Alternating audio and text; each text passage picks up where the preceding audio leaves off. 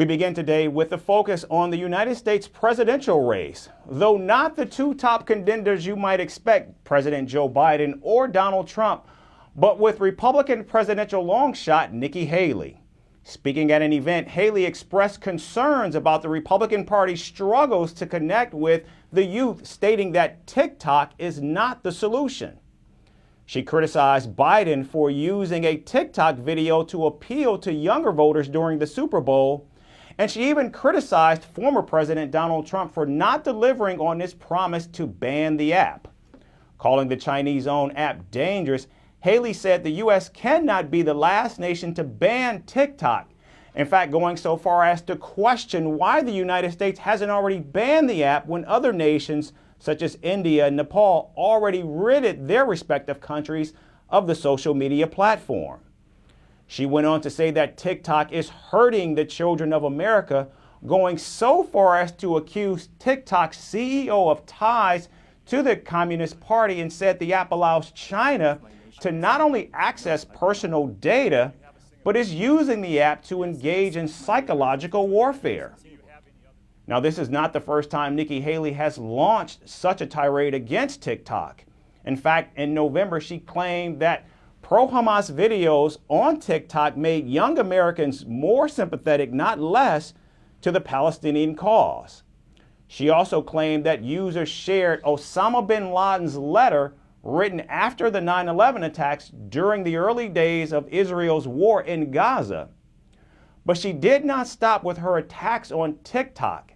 In fact, she also aimed her fire at the presidential candidate Donald Trump in the closing days of her South Carolina Republican primary contest.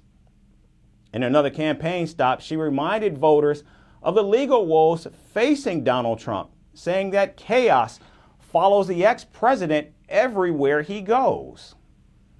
And the night of the New Hampshire election, if you were watching, Donald Trump was unhinged.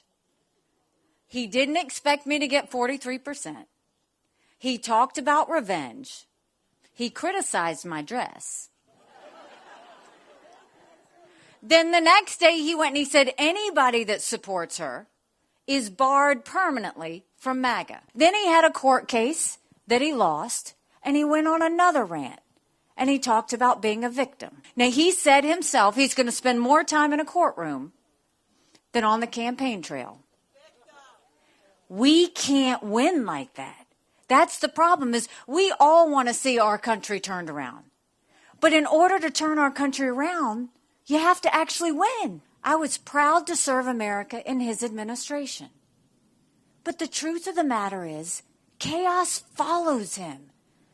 Everywhere he goes, chaos follows him. And we can't be a country in disarray and a world on fire and go through 4 more years of chaos. We won't survive it.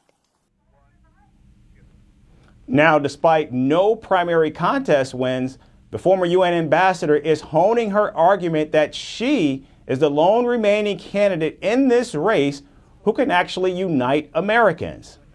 Now, of course, that could be a tall order for her considering Trump's mammoth lead in the primary contest so far. But Haley, with no clear path to the Republican nomination, has refused to quit. In fact, she has said that she is in this for the long haul.